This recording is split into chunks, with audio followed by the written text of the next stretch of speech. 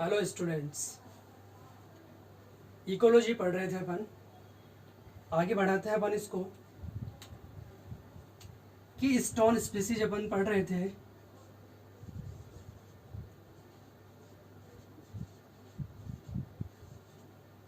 कि stone species ये हम पढ़ रहे थे किसके अंदर, इसमें टर्म्स रिलेटेड टू स्पीसीज, प्रजाति से संबंधित कुछ टर्म्स अपन पढ़ रहे थे। इसके अंदर एक है कि स्टोन स्पीसीज, इसको हिंदी में बोलते हैं कुंजी प्रजाति। इसके बारे में अपन ने देखा था कि इसका नंबर इकोसिस्टम के अंदर इसका नंबर कम होता है, इसका नंबर कम होता है। और अब इसका नंबर कम है तो बायोमास यानी जैव भार, ये भी क्या होगा, बायोमास भी कम होगा, इसका जैव भार भी कम होगा। बायोमास अपन ने निकाला था कल, कैसे निकालते अपन, ड्राई वेट, फ्रेश वेट में से ड्राई वेट कैसे निकालते हैं, वाटर रिमूव करके, वो देखा था अपन ने। अब लेकिन इन्फ्लुएंस प्रभाव, इसका प्रभाव जो होता है इकोसिस्टम के अंदर अधिक होता है, ज़्यादा होता है, मोर होता है। प्रभाव, इन्फ्लुएंस क्या होता है इसका इकोसिस्टम के अंदर ज़्यादा होता है। कैसे होता है ये भी देखा था अपन ने। देखो ये क्या बनाता है, ये क्या करता है, इकोसिस्टम के स्ट्रक्चर,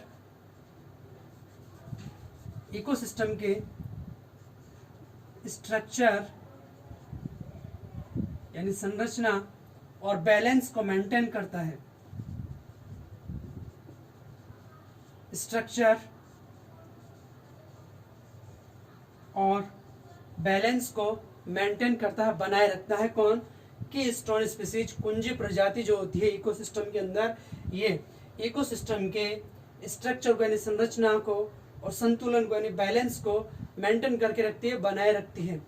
ये कैसे होता है, अभी अपन एग्जांपल से थ्रू समझेंगे इसको। देखो बायोमास, देखो क्या होता है। बायोमास को अपन देख सकते हैं, ये एक इकोसिस्टम है, फॉरेस्ट इकोसिस्टम है, ठीक है। अब इसके अंदर अपन देखो, इसके अंदर है 200 डियर्स, 200 हिरन है यहाँ पे, 50 वॉल्फ है, और है यहाँ पे 1 लायन। तो देखो अब ये एक बड़ा फॉरेस्ट है, ठीक है। तो यहाँ पर जब भी इकोसिस्टम के अंदर कुछ देखते हैं अपन, तो यहाँ पर पर्टिकुलर यूनिट एरिया को लेकर अपन बात करते हैं। जैसे अपन को निकालना है बायोमास, एनर्जी फ्लो, प्रोडक्टिविटी, तो जो भी अपन निकालते हैं वो एक यूनिट एरिया में देखेंगे अपन। किस में देखेंगे अपन, यूनिट एरिया में देखेंगे। जैसे अपन को कंपैरिजन करना है दो अलग अलग इकोसिस्टम में, एक इकोसिस्टम लार्ज इकोसिस्टम है, बड़ा इकोसिस्टम है, और एक इकोसिस्टम है वो स्मॉल इकोसिस्टम है, छोटा इकोसिस्टम है। तो देखो अगर हम डायरेक्टली वैसे देखेंगे तो एक बड़ा है, एक छोटा है, तो बड़े और छोटे में अपन कंपैरिजन कर ही नहीं सकते। तो कंपैरिजन करने के लिए क्या करते हैं अपन, यूनिट एरिया लेते हैं। क्या लेते हैं, यूनिट एरिया लेते हैं। तो अपन इसके अंदर इकोसिस्टम के अंदर जो भी देखेंगे वो देखेंगे अपन यूनिट एरिया में। तो मान लो अपन ने यहाँ पर यूनिट एरिया लिया है 10 किलोमीटर स्क्वायर, ठीक है। अब इस एरिया में 200 डियर्स है, 50 वॉल्फ है, और एक है 1 लायन। तो अपन को यहाँ पर देखना है बायोमास कितना है। तो बायोमास देखो यहाँ पर देखेंगे अपन, कैसे देखेंगे, यहाँ पर ऐसे देखेंगे क्या, 1 लायन, 1 वोल्फ या 1 डियर, ऐसे देखेंगे अपन। तो एक लायन का वेट अपन को पता है बहुत ज्यादा होता है, लायन का सबसे ज्यादा होगा। लेकिन यहाँ पे जितने नंबर ऑफ इंडिविजुअल्स हैं उनमें देखेंगे अपन, तो 1 लायन, 50 वॉल्फ और 200 डियर्स में अपन देखेंगे बायोमास किसका है। तो यहाँ पर डियर्स का बायोमास सबसे ज्यादा है, वॉल्फ और फिर लायन। तो इस तरीके से ये बायोमास देखते हैं अपन, ठीक है। अब की स्टोन की बात कर रहे थे अपन, की स्टोन स्पीसीज की, कि ये कैसे स्ट्रक्चर और बैलेंस को मेंटेन करता है, या ये जो की स्टोन स्पीसीज है ये कैसे बैलेंस मेंटेन करती हैं स्ट्रक्चर और बैलेंस को। अब यहाँ पर देखो स्ट्रक्चर क्या होता है, स्ट्रक्चर मीन्स इकोसिस्टम को बनाने वाले फैक्टर्स, और हमें पता है इकोसिस्टम बनता है बायोटिक और एबायोटिक फैक्टर्स से। किससे बनेगा? बायोटिक और एबायोटिक फैक्टर्स से। अब यहाँ पर स्पीसीज है, तो स्पीसीज कौन सी होगी? बायोटिक। तो देखो स्ट्रक्चर के अंदर क्या आएगा? बायोटिक यानी जैविक और अजैविक, ये है एबायोटिक। ठीक है, तो की स्टोन स्पीसीज बायोटिक में आएगा। तो ये स्पीसीज क्या करती हैं? अदर स्पीसीज को, जो दूसरे स्पीसीज हैं उनको बचाती हैं, उनको डिस्ट्रॉय होने से बचाती हैं। अगर ये स्पीसीज की स्टोन स्पीसीज दूसरे स्पीसीज को बचाएंगी तो क्या होगा? बायोटिक फैक्टर बचेंगे, और बायोटिक फैक्टर बचेंगे तो क्या होगा? इसका इकोसिस्टम का स्ट्रक्चर बना रहेगा। क्या बना रहेगा? इकोसिस्टम का स्ट्रक्चर बना रहेगा, और इनकी जो एक्टिविटीज हैं वो बनी रहेंगी, और इनकी फिजियोलॉजिकल एक्टिविटीज जो है वो बनी रहेंगी। तो मतलब यहाँ पर क्या है? इकोसिस्टम के अंदर एक बैलेंस बना हुआ है। तो इस तरीके से ये की स्टोन स्पीसीज क्या करती हैं? इकोसिस्टम के स्ट्रक्चर और बैलेंस को मेंटेन करके रखती हैं। अब इसको अपन एग्जांपल से समझेंगे तो और हमें क्लियर हो जाएगा। तो देखो यहाँ पर अपन एग्जांपल लेते हैं कि स्टोन स्पीसीज के।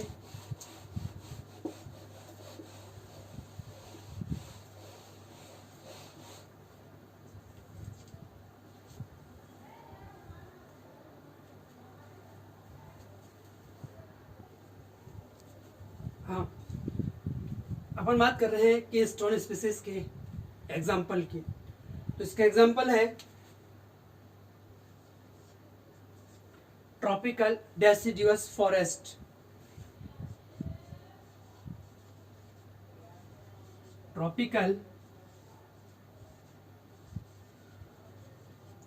Deciduous forest.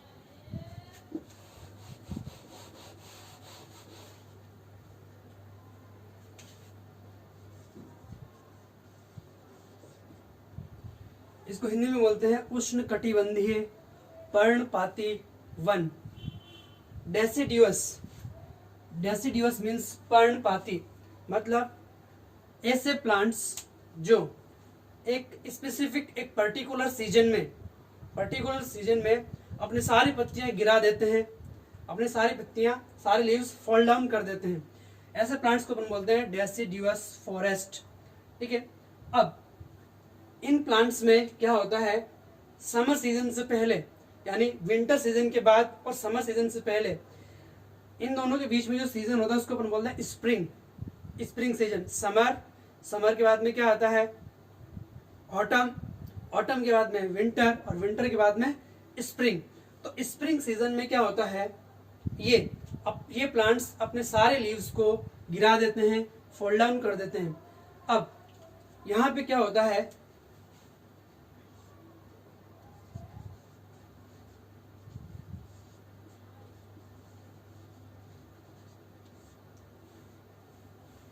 स्प्रिंग सीजन में क्या होगा? यहाँ पर जो मैक्सिमम फॉरेस्ट होते हैं, मैक्सिमम प्लांट्स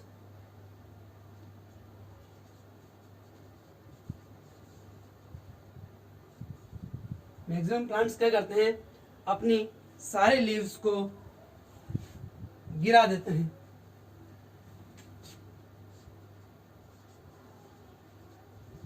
पत्तियों को गिरा देते हैं।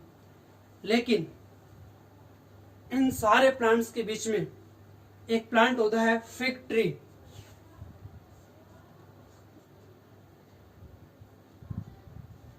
फिग ट्री, इसको बोलते हैं अंजीर,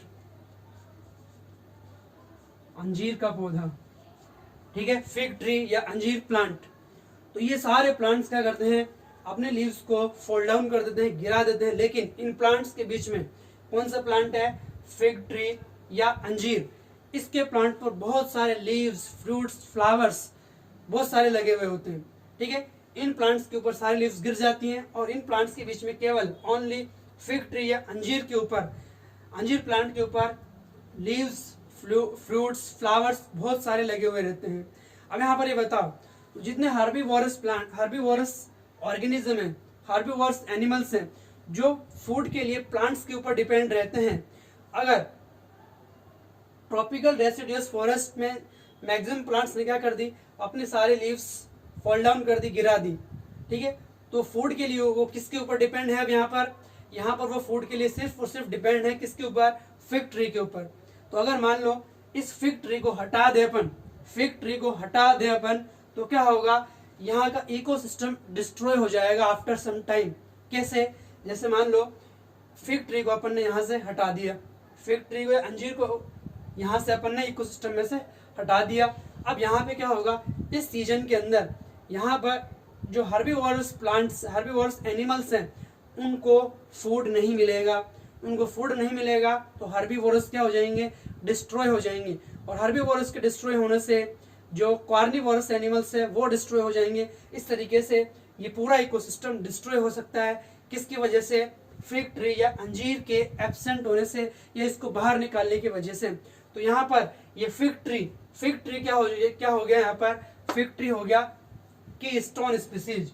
ये क्या हो जाएगा, ये फिग ट्री या अंजीर जो प्लांट है ये हो जाएगा की स्टोन स्पीसीज, कुंजी प्रजाति बोलेंगे अपन इसको, समझ में आया। तो की स्टोन स्पीसीज का इंपॉर्टेंट रोल होता है इकोसिस्टम के अंदर। ये क्या करता है, दूसरे स्पीसीज को बचाता है। क्या करता है, ये दूसरे स्पीसीज को बचाता है, ठीक है।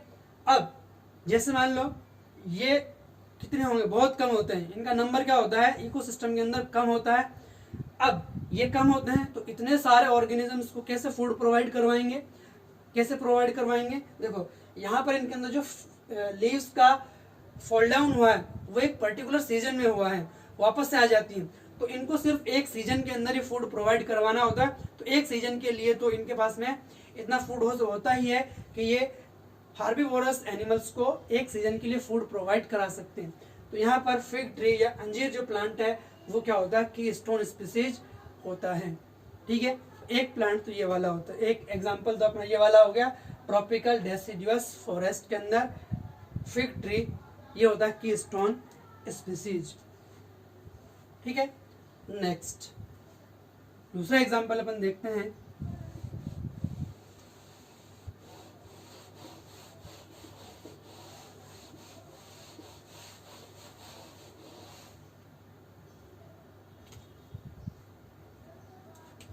अभी हमने देखा था वहां पे लॉयन इन फॉरेस्ट, लॉयन इन फॉरेस्ट। देखो लॉयन, अभी हमने देखा था यहाँ पर जो इकोसिस्टम बनाया था अपन ने फॉरेस्ट का, ये इकोसिस्टम है फॉरेस्ट का जिसके अंदर है 200 डियर्स, 50 वॉल्फ एंड 1 लॉयन। तो यहाँ पर इस फॉरेस्ट के अंदर ये जो लॉयन है, ये लॉयन क्या है, ये लॉयन है की स्टोन स्पीसीज, कुंजी प्रजाति है ये क्या है, ये लॉयन है की स्टोन स्पीसीज। अब हम क्या सोच रहे हैं कि ये लॉयन कैसे दूसरे स्पीसीज को बचा सकता है।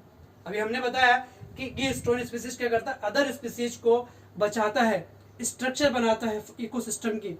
ये कैसे बचाएगा, कैसे स्ट्रक्चर बनाएगा, कैसे बैलेंस करेगा। देखो अभी देखो, मानो हम क्या मानते हैं, हमने इस लॉयन को इकोसिस्टम से हटा दिया, हमने क्या कर दिया, इस लॉयन को इकोसिस्टम से हटा दिया।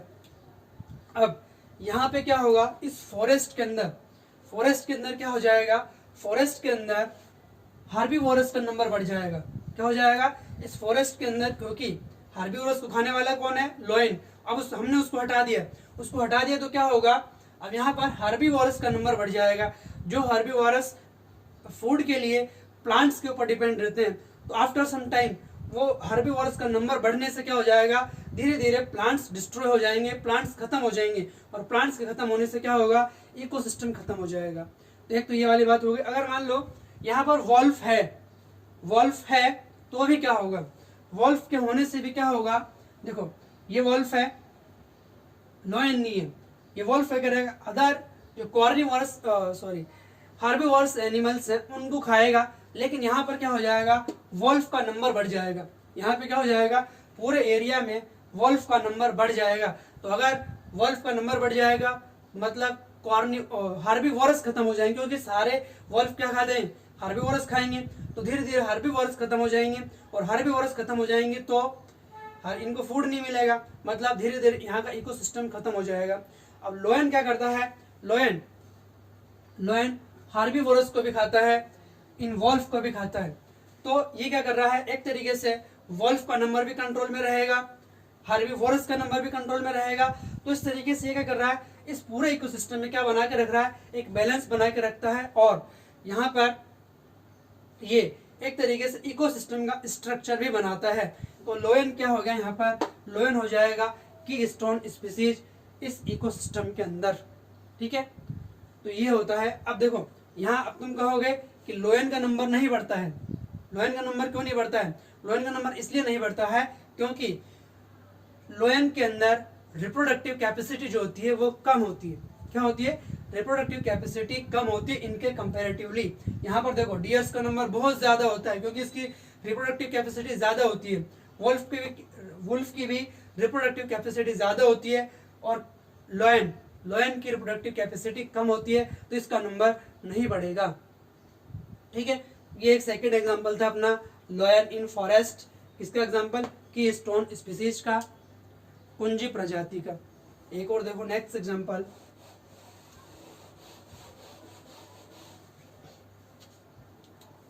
देखो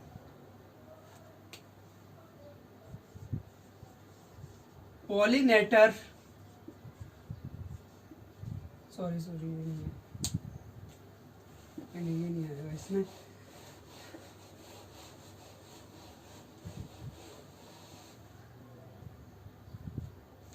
हाँ,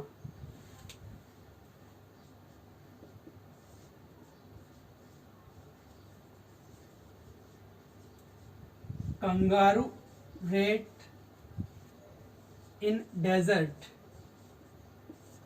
रेगिस्तान में एक चूहा पाया जाता है जिसको बोलते हैं कंगारू चूहा। डेजर्ट रेट इन डेजर्ट, ये कैसे दूसरे स्पीसीज को बचाता है, इकोसिस्टम को बनाए रखता है, बैलेंस को बना के रखता है। देखो ये फूड, खाना क्या होता है इसका, फूड किस इसका भोजन क्या होता है, ये खाता है सीड्स को। किसको खाता है ये खाता है सीड्स को, बीजों को खाता है ये। मतलब इसके जहां भी इसको आसपास में बीज दिखेंगे, सीड दिखेंगे, उन सीड्स को ये खा जाता है। मतलब उनको क्या बोलते लगने से रोकता है, प्लांट को डेवलप होने से रोकेगा। ये क्या करेगा, उनको सीड्स को जर्मिनेट होने से, अंकुरित होने से रोकता है। मतलब उनको खा जाएगा तो अंकुरित कहाँ से होगा, वो अंकुरित नहीं होगा, मतलब जर्मिनेट नहीं होगा वो। तो ये क्या करता है, प्लांटेशन को यानी पादपों को उगने से रोकता है। जैसे मान लो अगर इसको अपन हटा देते हैं डेजर्ट से, इसको मान लो अपने क्या किया, डेजर्ट से हटा दिया, तो वहां पर क्या होगा, सीड्स एयर के थ्रू, हवा के द्वारा उड़ करके आएंगे। वहां पर वो क्या करेंगे, जर्मिनेट होंगे, और जर्मिनेट हो जाएंगे तो क्या होगा, वहां पर ग्रासलैंड डेवलप हो सकता है, प्लांट्स डेवलप हो सकते हैं। तो ग्रासलैंड बनेगा, प्लांट्स बनेंगे, तो वहां पर क्या हो जाएगा, डेजर्ट खत्म हो जाएगा। वहां पर क्या हो जाएगा, डेजर्ट खत्म हो जाएगा। और डेजर्ट खत्म हो जाएगा तो ऐसे एनिमल्स जो डेजर्ट में रहते हैं, जो डेजर्ट के लिए अडेप्ट हैं, जिनके अंदर डेजर्ट के लिए अनुकूलन होता है, अडेप्टेशन होता है, वो एनिमल्स डिस्ट्रॉय हो जाएंगे। वो एनिमल्स क्या हो जाएंगे, डिस्ट्रॉय हो जाएंगे। मतलब डेजर्ट इकोसिस्टम खत्म हो जाएगा, डिस्ट्रॉय हो जाएगा।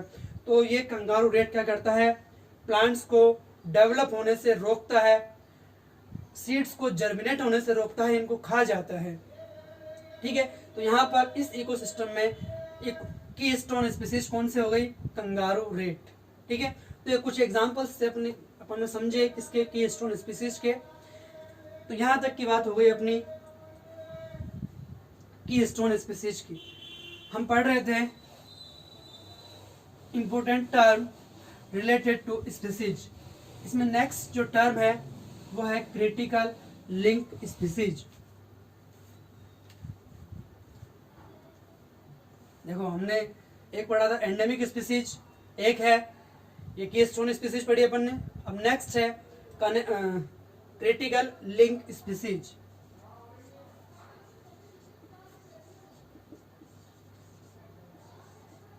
क्रिटिकल लिंक स्पीसीज, देखो इसको हिंदी में बोलते हैं क्रांतिक योजी प्रजाति। क्रांतिक योजी प्रजाति। देखो लिंक का मतलब होता है कनेक्टिंग, जोड़ने वाली, और जोड़ने वाला कौन होता है? मीडिएटर, मध्यस्थ। तो इसको अपन बोलेंगे ये होता है मीडिएटर।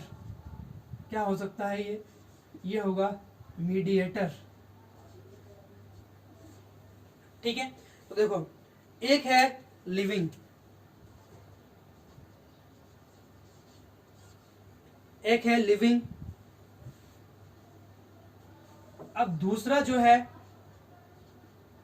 वो लिविंग भी हो सकता है और नॉन लिविंग भी हो सकता है। ये लिविंग और नॉन लिविंग भी हो सकता है। अब यहाँ पर इन दोनों को कनेक्ट करने वाली, इन दोनों के बीच की जो स्पीसीज होगी उसको अपन बोलेंगे क्रिटिकल लिंक स्पीसीज। इसको अपन क्या बोलेंगे? इसको अपन बोलेंगे क्रिटिकल लिंक स्पीसीज। अब देखो यहाँ पर इन दोनों के लिए ये जो स्पीसीज होती है ये होती है इसेंशियल, ये जरूरी होती है। ये क्या होती है? इन दोनों के लिए जरूरी होती है। तो इसको अपन बोलेंगे क्रिटिकल लिंक स्पीसीज। क्या होती है? ये क्रिटिकल लिंक स्पीसीज होती है। अब देखो ये कैसे, इसको अपन एग्जांपल से समझ सकते हैं। एग्जांपल समझेंगे अपन इसको। ऐसी स्पीसीज जो एक स्पीसीज को दूसरी स्पीसीज से कनेक्ट करती है, लिंक करती है, उसको अपन बोलेंगे क्रिटिकल लिंक स्पीसीज। देखो इसका एग्जांपल है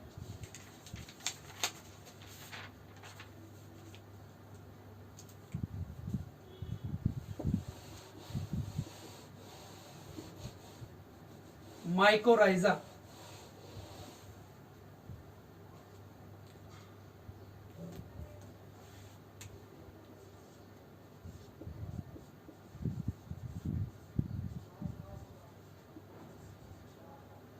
माइकोराइजा, ठीक है। माइकोराइजा ये एक फंजाई है। क्या है ये? फंजाई। क्या है ये? फंजाई। अब जो हायर प्लांट्स होते हैं, हायर प्लांट्स में क्या करता है ये हायर प्लांट्स के साथ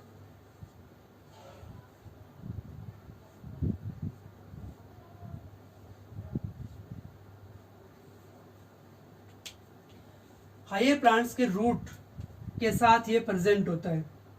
हायर प्लांट्स की रूट के साथ ये प्रेजेंट होता है। ये हायर प्लांट्स के रूट है और यहाँ पर ये है फंजाई।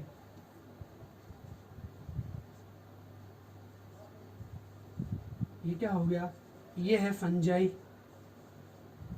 ठीक है। अब देखो क्या करेगा ये फंजाई, यहां से ये फंजाई है, फंजाई क्या करेगा? सॉइल में से मिनरल्स प्रोवाइड करवाएगा। किसको? प्लांट को। किसको प्रोवाइड करवाएगा?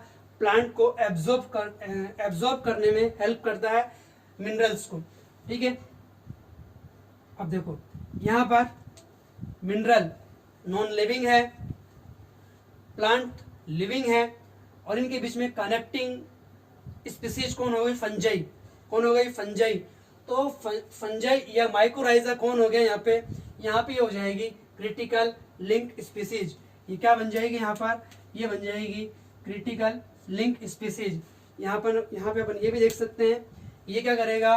सनलाइट की प्रेजेंस में फूड बनाएगा, फोटोसिंथेसिस के थ्रू इसको फूड प्रोवाइड करवाएगा, ठीक है। तो यहाँ पर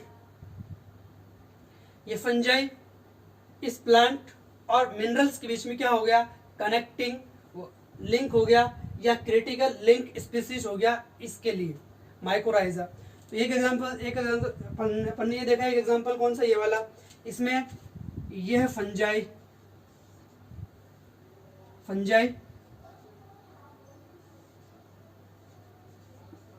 हायर प्लांट्स में जो रूट्स हैं, ठीक है, वहां से ये क्या कर रहा है,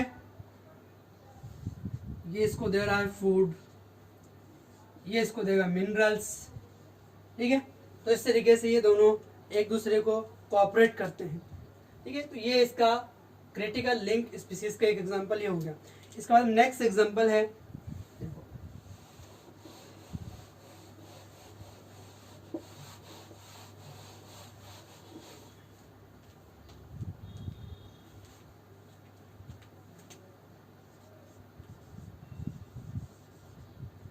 पॉलिनेटर इंसेक्ट्स, पॉलिनेटर इंसेक्ट्स, जैसे ये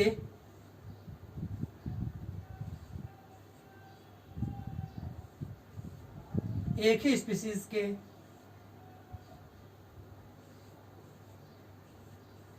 दो प्लांट है या डिफरेंट प्लांट्स हैं,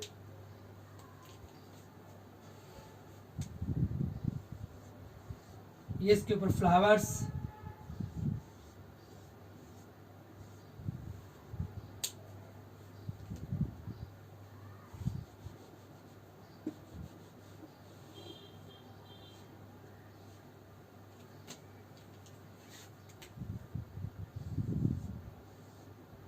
ये है फ्लावर्स।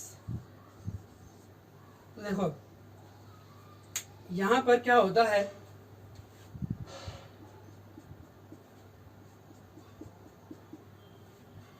यहां पर क्या होता है,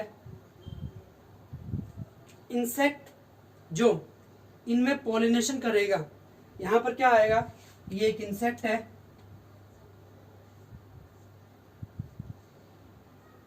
ये इंसेक्ट है, ये इंसेक्ट इस पे आएगा और इसके अंदर क्या होगा, पॉलिनेशन की प्रोसेस होगी, पॉलिनेशन की प्रोसेस होगी, तो ये प्लांट्स आगे डेवलप कर पाएंगे, आगे डेवलप कर पाएंगे। तो यहाँ पर ये इंसेक्ट क्या हो गया, ये इंसेक्ट क्या हो गया, इनके लिए हो गया क्रिटिकल लिंक स्पीसीज, इनके लिए क्या बन जाएगा, ये इनके लिए बन जाएगा क्रिटिकल लिंक स्पीसीज। अगर ये इंसेक्ट यहाँ नहीं हो तो इनके अंदर पॉलिनेशन नहीं होगा, और पॉलिनेशन नहीं होगा तो ये आगे सरवाइव नहीं कर पाएंगे, मतलब इनसे न्यू प्लांट का प्रोडक्शन फॉर्मेशन नहीं हो पाएगा। तो देखो ये किन प्लांट्स में होता है, ये उन प्लांट्स में होता है जिनके अंदर क्रॉस पॉलिनेशन होता है, सेल्फ पॉलिनेशन वाले में नहीं होगा, ये क्रॉस पॉलिनेशन होता है उन प्लांट्स में होगा, और उन प्लांट्स में भी जिनमें एक स्पेसिफिक इंसेक्ट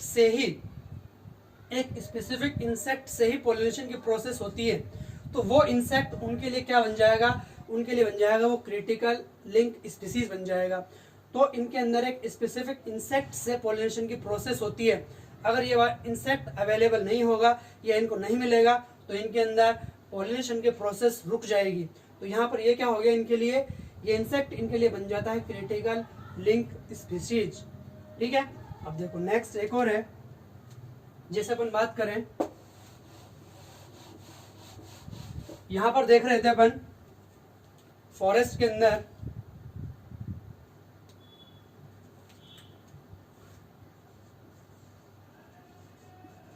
ये है प्लांट्स, ठीक है, प्लांट्स को खाएगा कौन, रैबिट, और रैबिट को कौन खाएगा, वुल्फ या लॉयन जो भी है, ठीक है। अब देखो यहाँ पर वुल्फ रैबिट को खा रहा है, रैबिट खा रहा है प्लांट्स को, मतलब रैबिट फूड ले रहा है प्लांट से, और एक तरीके से रैबिट प्रोवाइड करवा रहा है किसको, वुल्फ को फूड प्रोवाइड करवाता है। अब यहाँ पर मान लो अपन रैबिट को हटा देते हैं तो वुल्फ डायरेक्ट प्लांट से फूड नहीं ले सकता है, तो यहाँ पर एक तरीके से क्या होगा, रैबिट इनके लिए क्या हो गया, क्रिटिकल लिंक स्पीसीज हो गया। यहाँ पर क्या हो गया, रैबिट प्लांट्स और वुल्फ के बीच क्रिटिकल लिंक स्पीसीज हो जाता है। तो ये देखे अपन ने क्रिटिकल लिंक स्पीसीज के कुछ एग्जांपल्स अपन ने यहाँ देखे। अब यहाँ पर देखो इतने सारे एग्जांपल्स अपन ने देखे क्रिटिकल लिंक स्पीसीज के, इनके बीच में जैसे मान लो अपन यहाँ इसको हटा देते हैं, रैबिट को हटा दिया, या फिर इससे पहले वाला अपन ने देखा कि इंसेक्ट को हटा दिया, इनसे इसमें से रेबिट को हटा देंगे तो ये वॉल्फ सरवाइव नहीं कर पाएगा, ये सरवाइव नहीं कर, मतलब हर्बीवोरस को अपन ने हटा दिया तो ये सरवाइव नहीं कर पाएगा, ये डिस्ट्रॉय हो जाएगा, मर जाएगा। इससे पहले वाला अपन ने देखा इंसेक्ट पॉलिनेटर वाला, अगर हम इंसेक्ट को हटा देते हैं, इंसेक्ट को हटा देंगे तो उनके अंदर पॉलिनेशन नहीं हो पाएगी, मतलब वो प्लांट्स या वो स्पीसीज डिस्ट्रॉय हो जाएगी। और उसके बाद में उससे पहले वाला हमने देखा माइकोराइजा फंजाई वाला, अगर वो फंजाई वहां पर प्रेजेंट नहीं होगा तो वो मिनरल्स एब्जॉर्ब नहीं हो पाएंगे, मतलब वो स्पीसीज डिस्ट्रॉय हो जाएगी। अब यहाँ पर देखो क्रिटिकल लिंक स्पीसीज में भी अगर ये एब्सेंट होती है तो स्पीसीज डिस्ट्रॉय होती है। और इससे पहले हमने देखा की स्टोन स्पीसीज, वहां पर भी अगर हम की स्टोन स्पीसीज को इकोसिस्टम से हटा देते हैं तो वहां पर भी इकोसिस्टम डिस्ट्रॉय हो जाता है। तो इन दोनों में डिफरेंस क्या है, इन दोनों में डिफरेंस क्या है, देखो सबसे पहले हम बात करें की स्टोन स्पीसीज की, कुंजी प्रजाति की या क्रिटिकल लिंक स्पीसीज की। देखो पहली बात तो ये इकोसिस्टम में की स्टोन स्पीसीज का नंबर ये होता है कम, जबकि इकोसिस्टम में क्रिटिकल लिंक स्पीसीज का नंबर जो होता है वो होता है ज्यादा। अब ऐसा तो है नहीं कि इकोसिस्टम में एक ही फंजाई है या उसी टाइप की फंजाई, बहुत सारी और भी फंजाई हो सकती हैं, वो बहुत सारी और भी फंजाई हो सकती हैं। दूसरा इंसेक्ट भी, अदर इंसेक्ट भी हो सकते हैं। तो इस तरीके से इनका नंबर जो होता है वो ज्यादा होता है।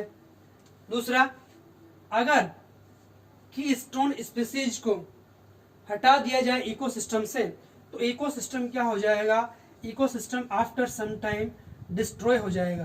क्या हो जाएगा, आफ्टर सम टाइम इकोसिस्टम है जो डिस्ट्रॉय हो जाएगा। और इसके बाद में ये अगर इसमें अपन देखें ये वाली, तो इसके अंदर ऐसा फंक्शन नहीं होता है, क्योंकि यहाँ पर अगर हम क्रिटिकल लिंक स्पीसीज को हटाते हैं तो ओनली एक पर्टिकुलर स्पीसीज ही डिस्ट्रॉय होगी, पूरा इकोसिस्टम डिस्ट्रॉय नहीं होगा, पूरा इकोसिस्टम डिस्ट्रॉय नहीं होगा, पूरा इकोसिस्टम खत्म नहीं होगा, ओनली एक पर्टिकुलर स्पीसीज, एक विशिष्ट प्रजाति ही खत्म होगी, क्योंकि वो उसी के लिए